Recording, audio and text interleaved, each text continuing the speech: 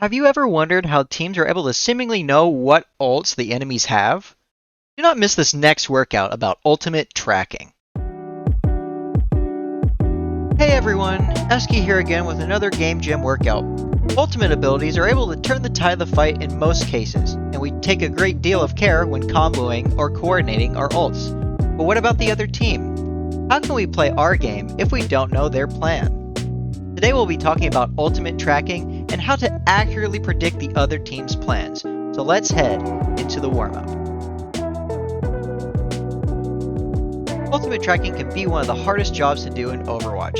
So I'm going to play one team fight from a perspective, and I want you to try and guess what the ult charge of the other team would be by the end of the fight. You don't have to track the entire team, but try to track one player. And make sure to hold on to that number even if it's just a ballpark guess, because we'll be coming back to this later.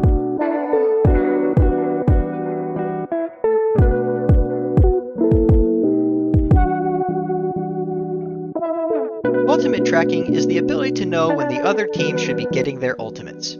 This is an extremely important job, and is most likely left to players who don't have a lot of mechanics that they need to focus on, like main supports. However, I believe that each player should be able to track their counterpart, like two Ryans when they both know they have Earth Shatter. So in the next few games, I want you to try and track your counterpart. If you're a tank, track the other tank. DPS, track the other DPS, so on and so forth for the next 2 to 3 quick play games. The best way to understand how ult tracking works is that you can usually tell by the end of the first fight. What do I mean by this? All heroes build their ultimates on a point system that's based on both damage and healing numbers. And it takes a certain amount of these points to build an ultimate. So keep an eye on the enemy's damage and healing numbers. They are the secret to knowing what they have. You'll notice that other heroes charge at varying times, so being able to get into the groove of how long it usually takes to build an ultimate for each hero can better prepare you for what the other team has. Now that we have an understanding of how ult tracking can be tracked, what do we do with this information? Let's say that we can track that they have a Nano Blade combo. The next step is being able to identify how we are going to play around it. For this example, these plans can be very simple. You could use a support ult like Beat or Transcendence, but sometimes it can be less straightforward and can be played a certain way without using an ultimate. An example of this would be playing against Mei's Blizzard. If you know that it's coming and you have a Lucio, you can hold on to your amp and speed out of Blizzard, making the ultimate useless. The reason why we learn about ult tracking in one way or another is that we have to interact with it.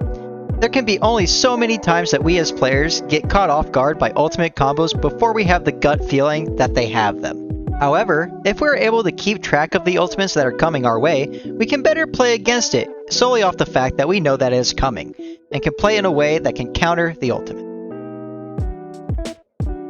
Now that we have a good understanding of what ult tracking is and how to use it, let's go back to the warm-up. Do you still have your answers? We'll review the video one more time, just to be sure.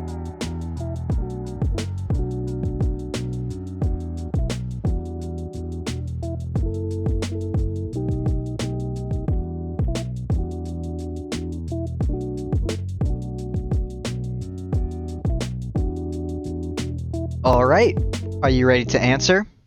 Try and compare what you had to the actual ult on the screen. How close were you to the actual percentages?